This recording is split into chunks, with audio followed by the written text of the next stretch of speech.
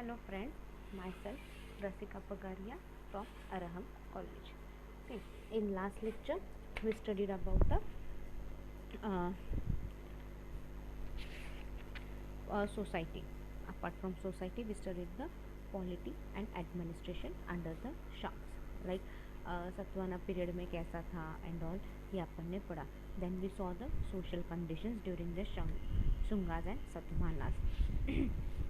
Like people used to live in the joint family.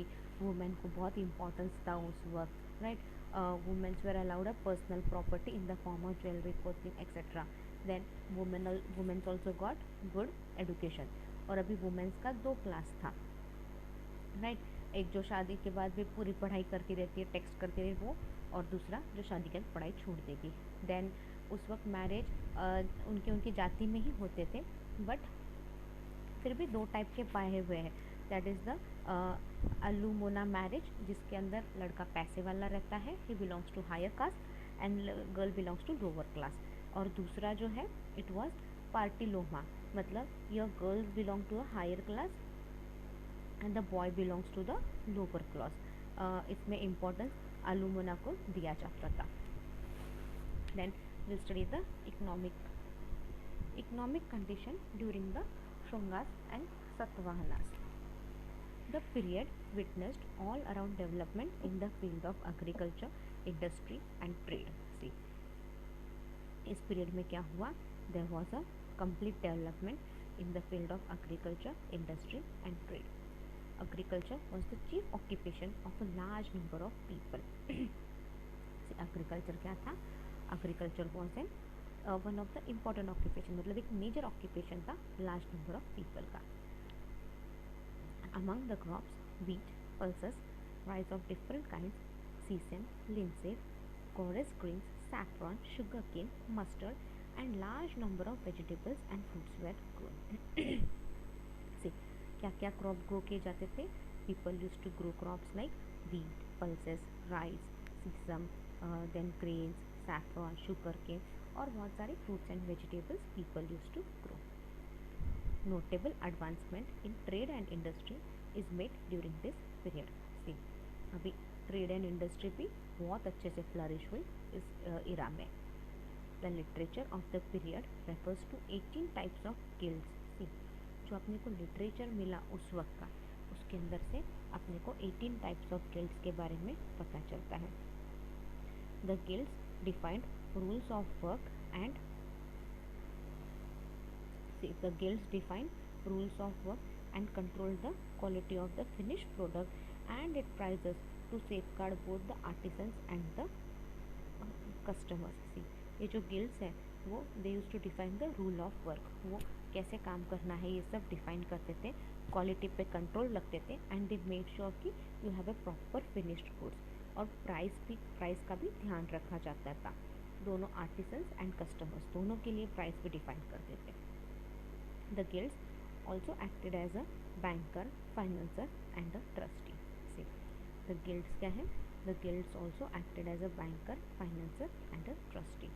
Trade is the main channel of distribution of industrial product. See, trade क्या था? Trade was the one of the important channel of distribution of industrial product. The items of trades were Indian spices, sea product, sandalwood, pearl, metal, textile of various types, semi-precious stones and animals. See, उस वक्त trade के items क्या थे? Spices थे, sea product, sandalwood, pearls, textile of various types और semi precious stones and animals. Arikamedu was an important Roman settlement and trading station. It was located close to a port. See, Arikamedu क्या था? It was an important Roman settlement था उस वक्त पे और one of the trading station था और port के सबसे पास में था ये. The number of hoards of Roman coins found in the Deccan and southern India proves the volume of this trade in favour of India. अपने को क्या मिले? बहुत सारे रोमन कॉइन्स मिले डेक्कन में और साउथ इंडिया में. इससे क्या पता चलता है उस वक्त ट्रेड कितना इंडिया के फेवर में था. Trade and contacts with Rome and the western was not the only commercial outlet open for India. See, trade and contacts with the Rome and the West. See, trade and contact with the Rome and the West was not only commercial outlet open for India. India saw a increase in Indo-China relations and the introduction of Indian culture Southeast Asia. India saw the India China क्या है relationship अच्छे से चल रहा था और Indian culture भी उस वक्त इंट्रोड्यूस हुआ था साउथ ईस्ट एशिया में. It has been mentioned as Suvarna Bhumi in the literature of the period. See, India को क्या नाम से नवाजा था? It was the Suvarna Bhumi in the literature of the period. Then next point is the culture. Culture under the शांस. Sanchi, Bharhut and stupas are the best example of Buddhist art and architecture that flourished during this period. Sanchi, Bharhut and stupas, these are the best example. ये एक सबसे अच्छे example है of Buddhist art and architecture जो flourish हुए थे during this period. The stupa is a hemispherical dome and mold built over scared relic either of the Buddha himself or of a sanctified monk or a sacred text. See, the stupa क्या है? is a hemispherical dome. ये stupa क्या hemispherical dome था या फिर mould था over a Buddha के ऊपर बनाया था एंड वो एक मॉन्क सैंक्टिफाइड मॉन्क बोला है या फिर स्केयर टेक्स्ट बोला है. The relic were generally kept in the casket in a smaller chamber in the center of the base of the stupas. See, अब ये बुद्धा टेम्पल किसके लिए बनाया है, इसका इम्पोर्टेंस क्या है, ये सब आपको कैसे पता चलेगा? अच्छा, किसी का तो अगर कोई फेमस मॉन्क है उनके नाम पे ये अपन ने कोई फेमस बुद्धिस्ट मॉन्क है उसके नाम पे अपन ने ये बिल्ड किया है, सारा स्टूपा वगैरह बिल्ड किया है, तो उसके बारे में इंफॉर्मेशन वो सारा किधर रहेगा? It would be in the centre of the base of the stupa. Like एकदम सेंटर पे आपको ये देखने को मिला था. The stupa has a French path of God. Sorry, the stupa has a French path called प्रदक्षिणा पथा. सी, एक फ्रेंच पाथ था, उसको अपन ने क्या नाम दिया है? प्रदक्षिणा पथा. At the 4 cardinal points, there was a break in the railing because of gateways. अभी 4 कोने में क्या था? रेलिंग ब्रेक हुई थी. क्यों? क्योंकि गेटवे था. बराबर है ना? अगर आप घर बांधते हो, अगर आपको गेट करना है तो आप रेलिंग ब्रेक करते हो ना, तो फ्रेंचेस ब्रेक करने पड़ते हैं. Same thing had happened here. At the 4 cardinal point, there was a break in the railing because of gateways. One of these gateways was donated by the guild of Ivory works of Vidisha. एक gateway जो था वो donate किया था. किसने donate किया था? It was donated by the guilds of Ivory work of Vidisha. जो आइवरी वर्क करते हैं, एक गिल्ड था जो आइवरी वर्क करता है and from where this guild use to belong, it use to belong from the Vidisha. Most notable feature of this age was the evolution and propagation of Bhagavata Dharma. See, one most notable feature of this age was the एक important feature क्या था? There was the evolution and propagation of Bhagavata Dharma. अब ये नया आया है और इसको सब लोग people are trying to उसके increase that, उसके बारे में लोग बात कर रहे हैं. That is the Bhagavata Dharma. Patanjali, a renowned scholar and the writer of the most outstanding work in the field of grammar, Mahavyasa, which is commentary on the Ashtadhyayi, is contemporary of Pushyamitra Sangh. अभी पतंजलि, इसके बारे में अपन ने पहले भी पढ़ा था. Who was he? He was a renowned scholar as well as writer of the most outstanding work. ये उसने बहुत अच्छा काम किया है. He had done an outstanding work in the field of grammar, that is महाअभ्यासा. और ये कब से लिखा है? ये अपन ने अष्टाध्यायी में लिखा है और ये पुष्पमित्रा संघ से इनका काम बहुत अच्छे से चल रहा है and he was famous from that time. Then culture under the Satavahana. अभी कल्चर कैसा था?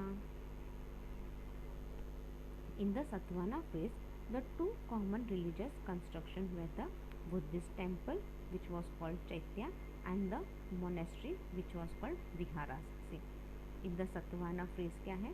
The two common religious. उस सतवाहना phrases में two common religious कौन से थे? One was the construction where the Buddhist temple which was called Chaityas. एक तो construction of the Buddhist temple था जिसको अपन चैत्यास बोलते हैं, and second was the monasteries which was called viharas, and the monasteries उसको अपन बोलते हैं viharas. The chaitya was a large hall with a number of columns and the vihara consist of a central hall entered by a doorway from the veranda in the front. See, chaitya क्या था? It was a large hall with a number of column. ये चैत्या किसको बोल रहे हैं? एक ये बड़ा हॉल है जिसके अंदर बहुत ज़्यादा कॉलम्स है, और vihara consist at a central hall entered by a doorway from a veranda in front.